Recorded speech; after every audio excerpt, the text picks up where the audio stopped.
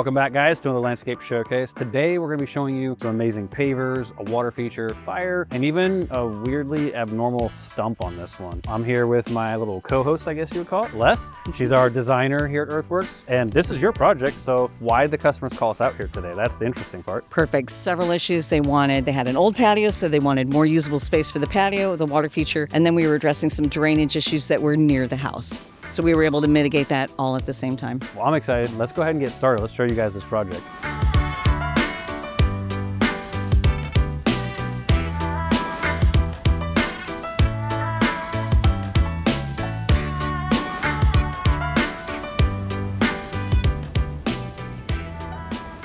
So Les, we're sitting here.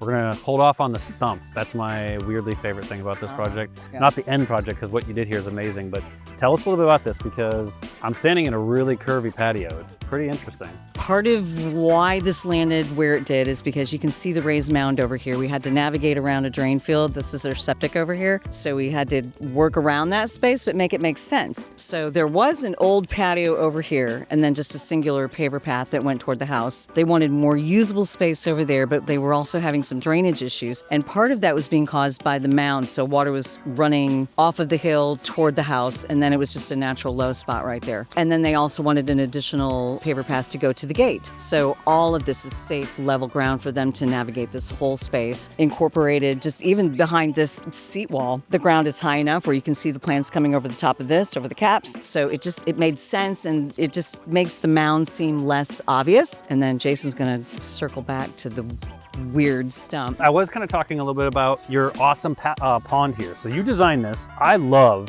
this curve. So this curve that she designed in here, that's what I'm talking about. That is really cool. You talked about the space, but oh my goodness, how you integrated this water feature into the patio. And and if you're gonna put a patio or a water feature in, I like how it's tucked into the space. So if you're enjoying this space, you can touch the pond. The pond just seems interactive. It's so close, and I like the curvy lines anyway. But the pond is it's right there. It's part of the space you're living in. It's not separated, so it's not a patio space and the pond is over there. It's part of this whole space. Everything is interactive. The fire pit, the water feature. Obviously, they've added some seating here. We've also added some lighting. There's blade lighting under the wall, lighting in the pond. So even in the evening, everything is illuminated, and the ambiance is it's super cool.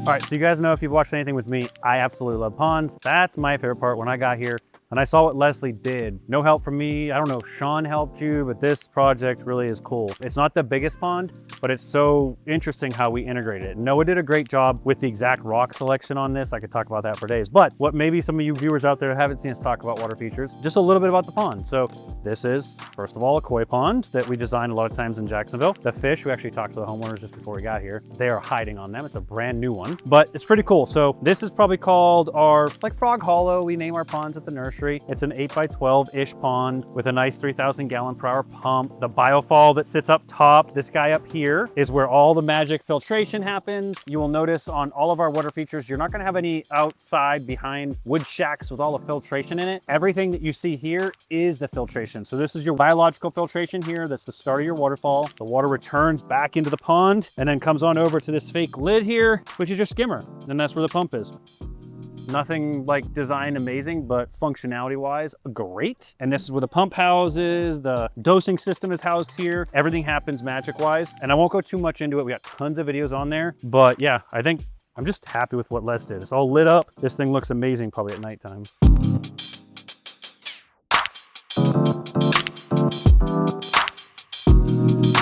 All right, so we are standing currently right here where this stump was. It's basically about as big as Leslie to I. We had no idea this thing was here. This is what happens on all projects.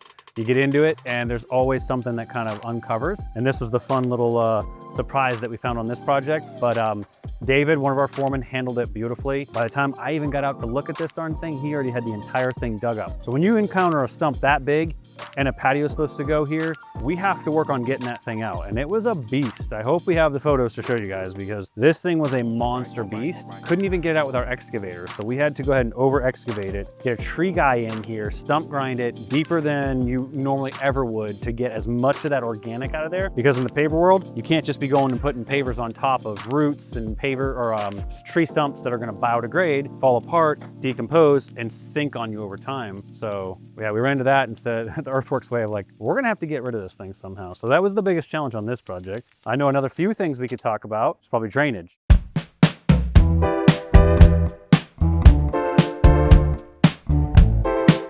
All right, so one of the big things I always find, Les, is that in Florida, there's not a lot of contractors that understand topography. I mean, if you guys can see, you've got this drain field that basically slopes all the way down back towards the home. And when you get into these weird elevations in Jacksonville, not a lot of this happens, right? We are pretty darn flat in Florida. We're like 10 feet above sea level. For the most part, most contractors run into this and don't know what to do with it. And then you end up with problems like the drainage we ran into here. But this is our sweet spot. We love this stuff. So why don't you tell them about how we solved they had water problems going in. Absolutely. So water was coming from this direction, and then just there was a low spot here, so it was actually coming from that way and that side, and it was just puddling right in front of the door. So once they decided they wanted to expand this paver patio space, we were able to regrade it. We added a 4-inch channel drain all the way across. So if we've got water coming from this direction, the channel drain's going to catch it. Anything coming from this direction falls into that channel drain. Ran 4-inch pipe all the way across the back. We tied in the gutter down there, and then we ran it out to a catch basin. So the channel drain's tied in, grabbed another gutter on the way out, and then ran it out to a catch basin on the other side of the fence. So all of this water behind the house and what was pooling behind the door has now been mitigated, and we've got it away from the house and away from the foundation.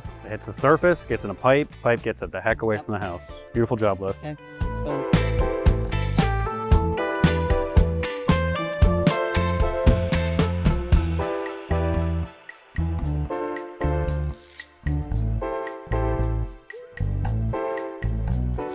When you have an outdoor space and you do not feel compelled to come outside and enjoy your own backyard, it doesn't get better than a water feature. It just invites you into the space.